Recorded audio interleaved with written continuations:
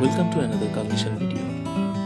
Enterprise data security is must because data is valuable to user as well as the organization. If data is compromised, you as owner of the enterprise might have to end up paying good amount of money in court. There are a lot of ways to collect correct data, store them in database and securely retrieve and most importantly securely deal with it. If you even do not do anything, just do input validations and perform attack surface reduction, you will be protected against a lot of major threats. Today, we shall discuss about input validations. This is a crude way to say that enterprise should not trust any of its user. User usually gives sensitive informations like his credit card information, address, etc. Actually, we developers need our users to trust. We slowly gain confidence of them that we shall protect the data from any of malicious users. Best way to protect user data is to treat all users as malicious. Usually all inputs that user can provide must be validated before storing in database. Most people's first choice is to do such kind of validations is blacklist validations. Basically it is the list that developers predicts to be a malicious request or have potential to form a malicious request to enterprise app. Because applications is brainless, it doesn't know when to discard an invalid request. Input validations prevents the request from reaching the application's logic. Blacklist validation is usually never successful because it is hard to predict all present invalid requests. Let's say you have a restaurant and you only want suited booted persons to enter into the hotel.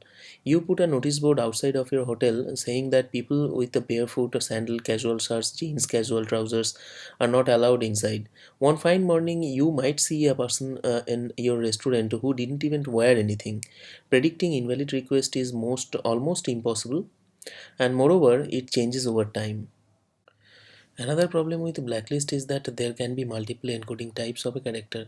Sometimes double or triple encoding of a character or a string can be harmful request. Yes, it is true that that type of encoding string will definitely fail to match your blacklist and it will sit inside your enterprise data lurking behind a closed door which may open a later point of time. Hence, whitelist validation is more meaningful. Basically, you should allow only those requests which are allowed by your application. Think about the restaurant notice board. Had you been written there that only suited booted persons are allowed inside, it could have been best to filter out the unwanted persons. The good thing is that the whitelist stays with you. You are not predicting something, rather you know what your application supports. If any threat gets discovered in future and you might not have to update your list. Let's say you have a drop down of 4 possible values to choose in a form, and you should also check the list values that client selects. You might think that it is a ridiculous idea because there are only 4 values. How can a client choose a different value in a drop down? But problem is that this data can also be modified inside a query string or HTTP headers or even in cookies. These are the tools to transfer data from client to server. So check all these fields is must. Now you might think that instead of checking the data validity in client side, it could have been better idea that it is checked in server side. But transferring invalid data to a server and then rejecting from server and again ask client to put the valid data is a round trip. This is not desired either.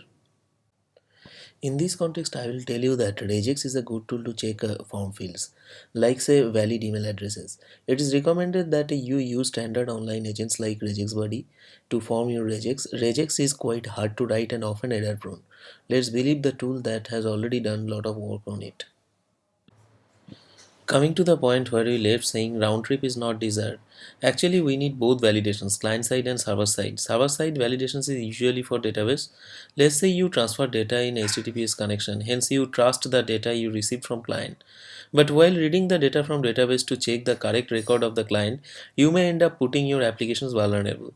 There have been threats in 2008 which is known as the Asprox SQL injection that instead of trying to fetch user confidential data from database, a virus put malicious code in database itself.